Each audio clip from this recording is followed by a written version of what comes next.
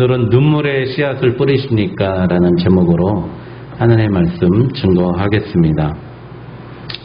여러분, 미국에 한 청년이 있었습니다. 이름이 리처드라고 하는 청년인데요. 이분이 이제 신학교를 나와서 목사님이 되기 전에 책을 한 권 내려고 그랬어요. 욥기에 대해서 책을 내려고 그랬습니다. 욥기. 여러분들, 욥기가 어떤 책입니까? 자기가 정말 아무 잘못도 없는데 하나님이 의롭다고 했는데 그에게 자녀 10명을 다 죽여버렸습니다. 하나님이. 그리고 재산을 다 쓸어가 버리셨습니다. 그의 아내는 하나님을 저주하고 죽으라 하고 욥을 저주하면서 떠났습니다. 그 세 친구들은 계속해서 욥에게 와서 분명히 너는 네 잘못이 있기 때문에 벌을 받은 거야 라고 하면서 욥을 저주했던 그런 내용이 바로 욥기의 내용입니다. 그 욥기에 대한 책을 쓰려고 하고 여러분들 제가 한번 설명드린 것 같은데 필립 얀시라는 위대한 작가이자 글을 쓰는 기독교 작가에게 추천사를 써달라고 그랬어요. 그래서 이제 추천사를 써달라고 했더니 흔쾌히 책을 읽어보니까 너무 좋아서, 우리도 추천사가 좋으면 뭐 이렇게 많이 팔리지 않습니까? 책.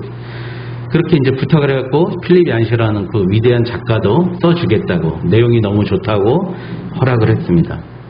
그런데 그 추천사를 부탁한 리처드라는 청년이 이렇게 얘기합니다. 며칠 후에 돌아와서, 선생님, 저에게 화를 내셔도 좋고 속았다고 생각해도 좋습니다. 사실 저는 그 책의 내용을 믿지 않습니다. 욥기의 내용을 믿지 않습니다. 자기가 써놓고 믿지 않습니다. 고난 속에 하나님의 주권을 믿는 것, 사실 저는 하나님을 믿지 않습니다. 그래서 그 이유가 무엇입니까? 이렇게 물어봤더니, 저는 대학 때 예수님을 믿고 하나님을 만나고 신학교에 갔습니다. 신학교에 가서 하나님의 사랑을 보여달라고, 체험하게 해달라고 그렇게 기도했는데 하나님은 나에게 나타나주지 않았습니다. 부모님이 갑자기 사이가 안 좋아져서 이혼을 하게 되는 거예요. 이혼하지 않게 해달라고 밤새 기도하고 애썼는데 부모님은 이혼했어요. 기도해달라고 그랬는데, 기도했는데 재결합하지도 않았다는 거예요. 또 회사에 취직을 했어요. 그래서 여러분, 이제 영업사원을 많이 하잖아요. 미국은 세일즈가 많지 않습니까? 그래서 많은 계약권을 얻어냈는데 계약한 그 사람이 약속을 파기해버렸어요. 그래서 회사에도 쫓겨났던 거예요. 약혼했던 자기 약혼녀가 있었어요. 약혼녀도 잘 안 되는 그 사람을 보면서 파혼하고 도망가 버렸어요.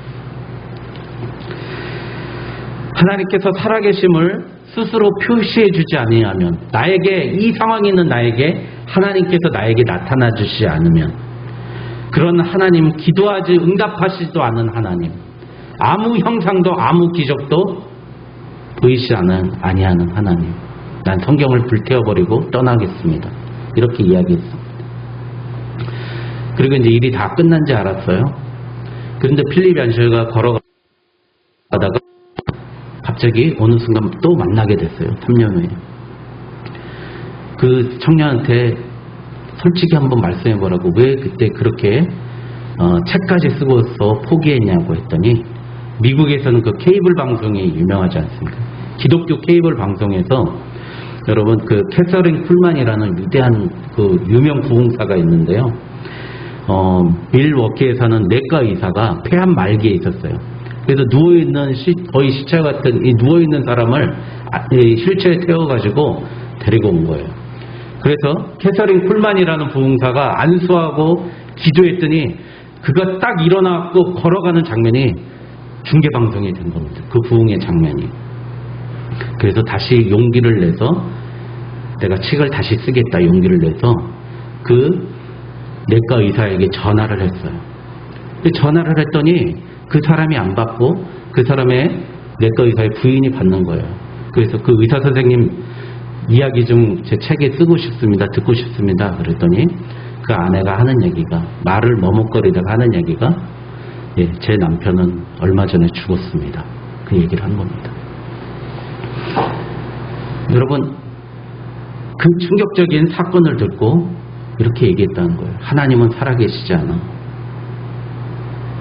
내 기대가 무너지고 악한 사람이 더 힘을 갖게 되고 내 뜻대로 세상이 되지 않는 이 모습을 보면서 하나님은 살아계시지 않아 라고 이야기했다는 겁니다.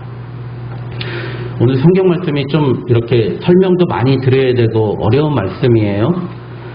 저희가 새벽마다 이렇게 새벽에는 좀 설명도 드리고 그렇게 이야기하는데 오늘 성경 말씀 이 사도행전 13장의 말씀이 어떤 내용이냐면 여러분들 성경에 신약 성경에 반을 썼던 사람이 신약 성경을 반을 썼던 사람이 바로 사도 바울이라는 사람입니다. 오늘 성경에는 사울이라고 나와 있는데요. 이 바울이라는 사람이 어떤 사람이냐면 가말리엘 문화에서 공부한 사람이에요. 이게 뭐냐면은 지금으로 말하면 서울대학교 나왔다는 거예요. 서울대학교 정치 종교학과를 나온 거예요. 그러니까 그때는 정치 지도자가 종교 지도자가 정치까지 다 쥐어잡고 그래서 예수님을 십자가에 처형했던 사람들이 누구예요? 대제사장들이 판결권까지 있었어요. 그런 서울대학교 정치 종교학과를 나온 사울이라는 그 사람입니다. 바울이죠. 이름이 바뀌었죠.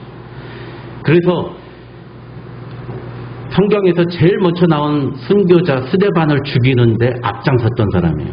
왜? 나는 유대교를 철저히 믿고 있는데 어디 하나님의 아들이 지금 왔다는 거야. 저 사람 예수는 메시아 아니야. 예수가 만약에 오면 우리가 로마에서 해방시켜야 되는데 왜 해방을 안 시켜? 저 거짓 선지자야 라면서 예수를 죽였던 사람이 바로 바울입니다.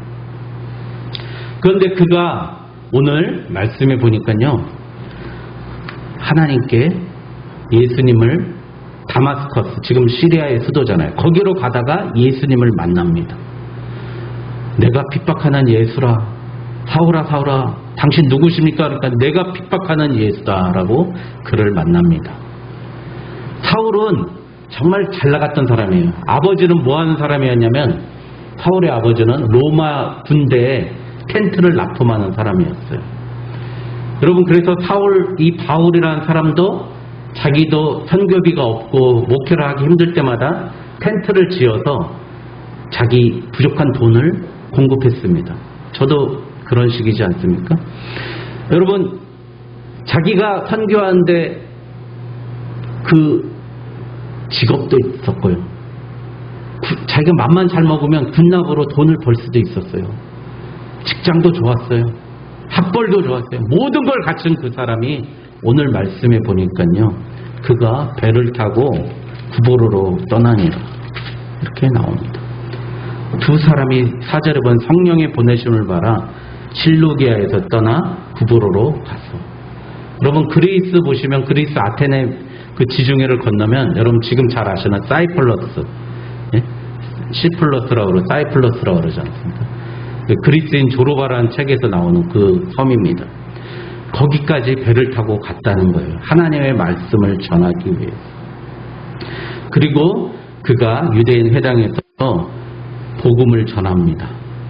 근데 6절에 보니까 여러분들 예수라는 이름이 나오죠. 바예수라는 유대인 거짓 선지자가 마술사를 만났다고 그럽니다. 여러분 저는 교회도 똑같다고 생각해요. 교회에서도 거짓 선지자들이 참 많다라고 생각해요. 저도 어떻게 잘못하면 거짓 선지자가 될 수 있습니다. 여러분 이 사람이 바울이 복음 전할 때 총독이 믿지 못하도록 계속 해방을 놓았어요. 거짓 선지자들이 왜 그 복음을 해방을 놓았을까요? 오늘 이 바예수라는 사람, 바가 아들이라는 뜻이거든요. 그러니까 예수의 아들이라는 이 사람이 왜 예수님의 복음을 전하는 바울과 바나바가 복음을 전한 걸 왜 방해하고 총독으로 믿지 못하게 했을까요? 바로 자기 이익 때문이에요. 거짓 선지자들은 목적이 분명합니다. 거짓으로 하나님의 말씀 증거하는 사람은 똑같아요. 자기 이익을 위해서 복음을 전하는 거예요. 어떤 목사님이 그러세요. 자기는 하나님의 영광을 내 영광으로 가로채는 정말 기발한 기술이 있다고. 그래서 교회에서 막 성도들이 회개하고 돌아오고 그러면 제 설교, 제 기도 듣고 제 기도 받고 그랬다고. 그런 영광이 있다는 거예요. 어떤 목사님 저한테 밤에 저 집사 시절에 문자로 보내는 거예요. 집사님 오늘 제 설교 어땠어요? 그럼 제가 뭐라고 대답할까? 예, 너무 은혜 많이 받았습니다. 예? 그게 제 설교입니까? 하나님의 말씀 아닙니까? 강단에서 선포되는. 여러분, 우리는 그렇다는 거예요. 그게 바로 거짓 선지자라는 거예요. 교회에 와서 내 정치적인 목적, 인간적인 관계, 세상적인 목적을 유지하려고 하는 것, 그게 바로 오늘 나오는 바 예수, 그 거짓 선지자라는 겁니다. 이 사람을 바울이 만났을 때 이 사람이 성령의 기름 부음을 받아서 성령 충만함으로 그의 눈을 멀게 해버렸어요. 보지 못하게 해버렸다는 겁니다. 그리고 바울은 다시 거기서 다시 그리스 본토로 배를 타고 또 갑니다. 여러분, 그리스 본토로 가가지고 또 바기오 안디옥이라는 곳에 또 갑니다. 그 안디옥은 터키에 있는 안디옥이 아닌데요. 산맥을 또 넘어가야 돼요. 200km가 넘는 산맥을 넘어가야 돼요. 여기서 직선거리로 동해도 넘어가야 되겠죠. 200km면. 태백산맥 같은 타우루스 산맥, 강장제 이름이 타우루스입니까? 그 타우루스 산맥을 넘어서 가야 됩니다. 근데 어떻게 가요? 걸어가요. 그렇게 돈 많고 힘 있고 모든 것에 다 갖췄던 바울이 이제 또 거죽대기 하나 걸치고 걸어서 산을 넘어갑니다. 그 산을 넘어갈 때 뭐가 있겠어요? 옛날에 강도도 많은 일이 있지 않겠습니까? 그런데 여러분, 그 바울이 그때 나이가 여러분 40대 후반이에요. 여러분, 바울이 예수님을 만났을 때가 20대 후반이었어요. 26살에서 28살로 추정됩니다. 그가 예수님을 만났을 때, 그리고 바로 전도하러 다닌 게 아니에요. 3년 동안 아라비아 사막에서요 공부했어요. 말씀을 다시 공부했어요. 그리고 그가 다시 자기 고향으로 돌아가서 다소에서 13년 동안 또 복음을 전하면서 공부했어요. 도합 26년이죠. 16년이죠. 그러면 어떻게 됐어요?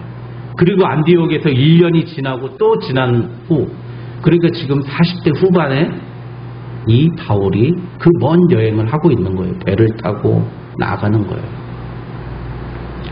여러분, 그 마음속에 예수가 없었다면 어떻게 그렇게 할 수 있겠습니까? 여러분, 그때 당시에 사람들의 평균 수명이 50세에서 55세 사이였어요. 여러분, 죽기 바로 직전에 있는, 이제 나 죽을 생각밖에 할 수 없는 그 바울이라는 사람이 죽음을 무릅쓰고 복음을 전하러 갔다는 거예요. 여러분, 왜요? 예수님 때문에. 저는 젊은이들을 많이 대해보는데, 젊은이들 나이만 젊은이지, 우리 제가 군에서 20년 가까이 생활했지 않습니까? 이 보면 완전히 늙은이에요.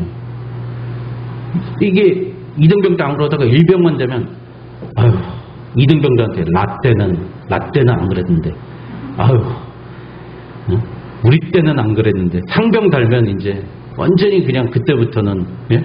눈에 도끼가 있어요. 병장 달잖아요? 와, 할아버지가 되는 거예요. 예? 갔다 손가락으로 갔다 예? 인간 리모컨 갔다 와 막 이러고 채널 돌려 막 이러고 그러는 거예요. 여러분, 그게 노인네 아닙니까? 그게 죽기 바로 직전에 있는 사람 아닙니까? 바울은 자기의 생명이 다 끝나갈 인생을 마무리할 그 시기에 어떻게 해요? 그 먼 데까지 복음을 들고 떠났다는 거예요. 오늘 제목이 눈물의 씨앗을 뿌리십니까? 라는 제목입니다. 여러분, 우리의 마음이 나는 다 가진 것 같은데, 나는 모든 것 다 있는 것 같은데 어떻게 그 사람은 예수님을 만났을까요? 예수님 때문에 자기의 목숨을 걸었을까요? 여러분, PPT 잠깐 넘겨. 시작. 3번 태장으로 맞고, 1번 돌로 맞고, 3번 를 깊은 바다에서 지냈으며. 여러분, 이게 바울의 말이에요. 여러분, 태장이 뭐죠? 우리나라 말로 하면 곤장입니다. 이게 39대만 때리는 거예요. 40대를 때리면 어떻게 되죠? 죽으니까. 40대 이상 때리면 죽으니까. 여러분, 40대를 3번이나 맞았대요. 태장으로. 바울이 예수님 전하다가. 그리고 사람들한테 돌로 쳐 맞았다는 거예요. 배를 타다가 그 지중해에서 유라굴로라는 광풍으로 파손해가지고 일주일 동안 바다에 침몰해서 거기서 헤매고 있었어요. 여러분, 우리 하멜 표력이라고 여러분 읽어보셨지 않습니까? 그 책에서 보면은 그 이방 사람들이 왔다고 우리나라에서 태장을 때렸는데요. 25대 때렸는데 죽었어요. 근데 사도 바울은 3번 태장 그러니까 120대를 맞았다는 거예요. 여러분, 그렇게 하나님 앞에 헌신했던 사람입니다. 여러분, 제가 제일 처음에 말씀드렸던 그 리차드라는 청년하고 바울하고 분명히 틀리지 않습니까? 리차드는 도대체 하나님을 알 수 없다라고 그러고, 바울은 하나님을 알 수 있고 하나님을 분명히 만났다라고 합니다. 도대체 그 차이가 무엇일까요? 오늘 말씀으로 보면 우리가 알 수 있습니다. 2절에 보니까 주를 섬겨 금식할 때 성령이 이르시되 내가 불러 시키는 일을 위하여 바나바와 사울을 따로 세우라. 4절에 보니까 두 사람이 성령의 보내심을 받아 실루기아에 내려가서 거기서 배 타고 구브로에 가서 나와 있지 않습니까? 또 여러분 9절에 보니까 바울이라고 하는 사울이 성령이 충만하여 그를 주목하고, 여러분 어떻게 해요?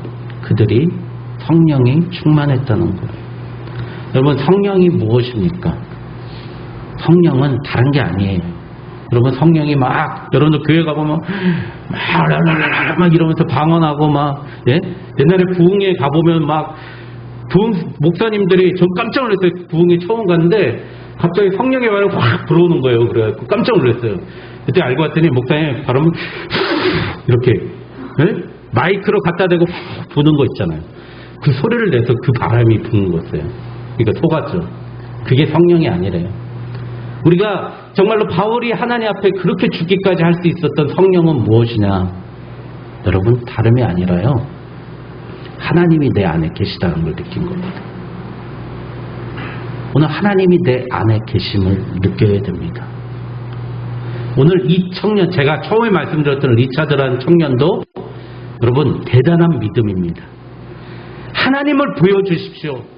내가 왜 이렇게 살아야 됩니까? 하나님 보여주십시오. 내 인생이 왜 이 모양입니까? 하나님 보여주십시오. 이 사람은 하나님을 믿는 사람입니까? 안 믿는 사람입니까? 믿는 사람입니다.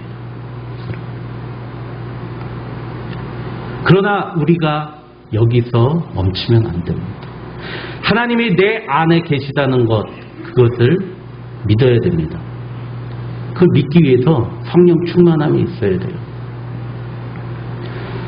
저는 그것을 어떻게 믿느냐면요, 그 방법이 있습니다. 바로 회개라는 방법이에요. 나는 지옥에 떨어져 마땅하다. 하나님께서 나를 지옥에 보내시더라도 뭐라 따질 입장이 못 된다. 이게 바로 진정한 회개입니다. 제가 10년 전에 제 모습을 되돌아봤어요.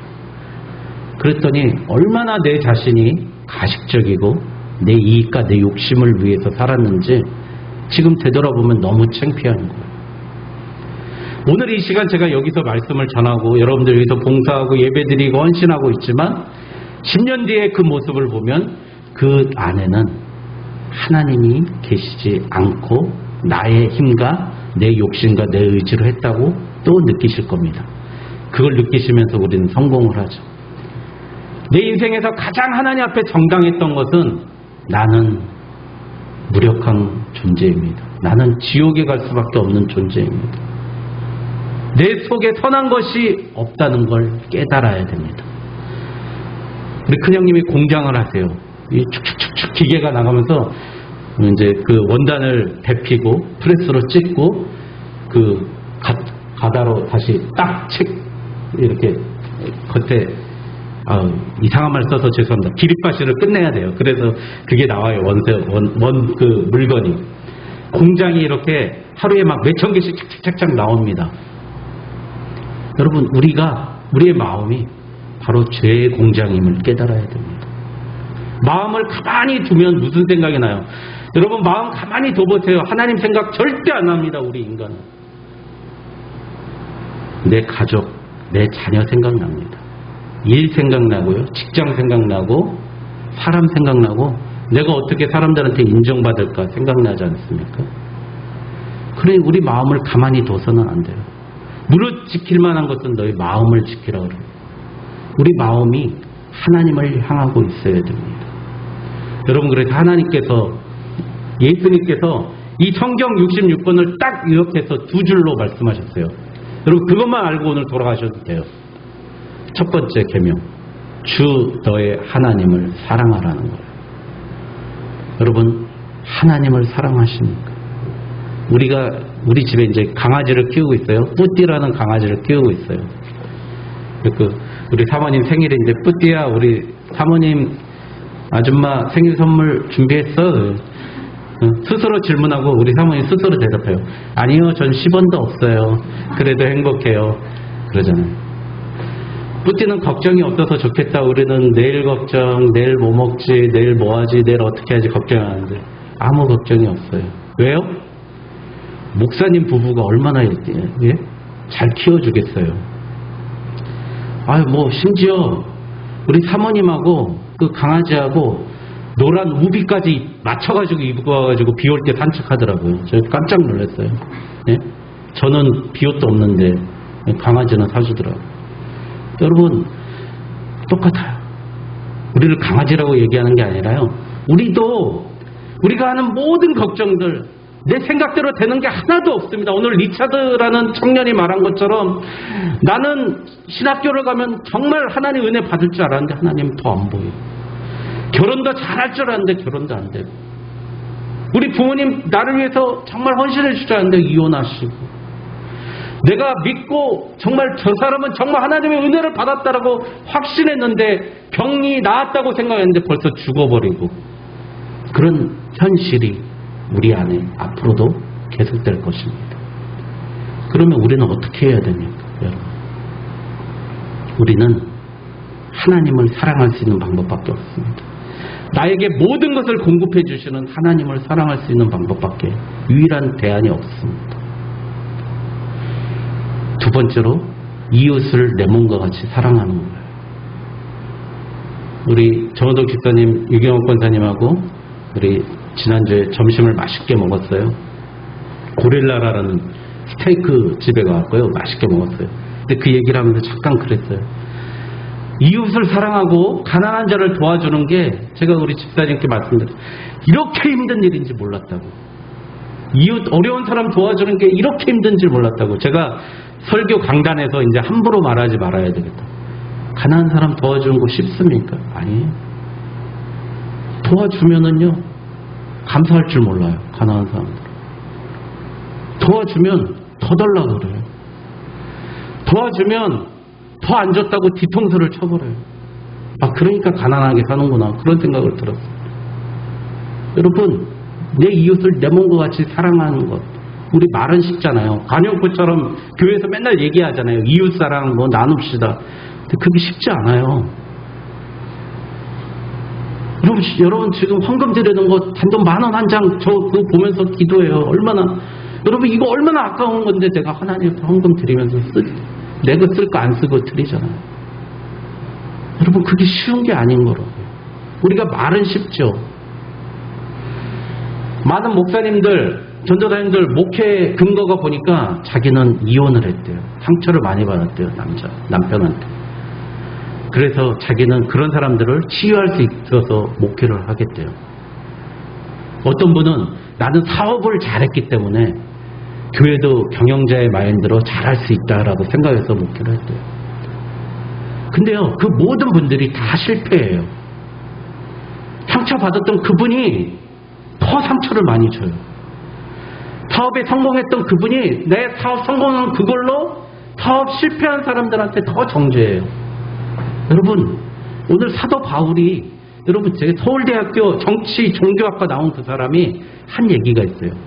내가 지금까지 배웠던 모든 것은 배설물로 여기겠다는 거예요. 똥으로 여기겠다는 거예요. 지금까지 내가 하나도 없이 살았던 모든 것은 모든 것은 아무것도 아니라는 거예요. 그리고 그가 했던 거는 정말 사람을 사랑하겠다. 같이 읽겠습니다. 사도 바울의 고백입니다. 시작. 너희 자녀들이 너희 속에 그리스도의 형상을 이루기까지 다시 너희를 위하여 해산의 수고를 하노니. 아멘. 여러분, 누구를 사랑한다는 것, 누구를 살려낸다는 것, 바로 해산의 수고예요. 우리 누나는 첫 번째 딸 우리 연지를 낳으면서 이렇게 한탄했대요. 가지고 내가 이렇게 애 낳는데 이렇게 아프고 힘들게 하느냐고 그렇게 원망했대요. 여러분, 해산의 수고가 그렇게 힘든 거예요. 애기 낳는 게. 근데 바울이 뭐라 그래요? 해산의 수고. 태장으로 120대 맞고 돌로 쳐 맞춰 죽고 파산하고 풍파에 물에 험해 있는 그 정도 해산의 수고라고 볼 수 있지 않겠습니까? 해산의 수고로 나아갔다는 겁니다. 여러분, 우리 이제 하나님 없이 우리 회개하고 반성하고는 틀린 거예요. 죄책감하고는 틀린 거예요. 하나님 없이 우리가 뭘 해보자 할 수 없습니다. 교회에 하나님의 성령 은혜 아니면 할 수 없습니다. 하나님의 능력 아니면 할 수 없어요. 내 안에 하나님을 중심에 둬야 됩니다. 그래야 이웃 사랑할 수 있어요. 내가 과거에 뭘 잘했기 때문에 교회에서도 그거 절대 안 돼요. 절대 안 됩니다. 내 안에 하나님의 사랑을 느껴야만이 그 사랑을 퍼뜨려 나갈 수 있습니다. 우리 교회.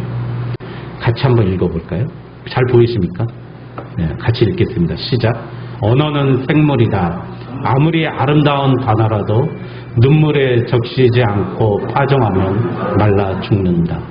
여러분, 우리의 말도 생명입니다. 눈물로 말하지 않고, 눈물로 강단에 서지 않고, 눈물로 전도하지 않으면 말라 죽는다는 거예요. 오늘 우리 성시교독 때 시편 126편 5절 6절 눈물을 흘리며 씨를 뿌리는 울며 씨를 뿌리는 자는 기쁨으로 그 단을 거두리로다. 눈물을 흘리며 씨를 뿌리는 자는 정령 기쁨으로 그 단을 거두리로다. 여러분, 우리 이제 씨를 뿌려야 됩니다. 그러나 하나님이 내 안에 계신 씨를 뿌리시기 바랍니다. 하나님이 성령이 이끌려 주시는 대로 오늘 바울처럼 목숨 걸고 자기 인생의 말년에 목숨 걸고 해산의 고통을 태장을 맞아가면서 섬겼습니다. 우리 오직 예수교회 오늘 주시는 말씀이 바로 해산의 고통을 다해서 죽을 각오로, 그러나 내 힘이 아니라 하나님이 주시는 그 은혜로 눈물로 씨앗을 뿌리는 저와 여러분 되시길 주님의 이름으로 축원드립니다. 기도하겠습니다.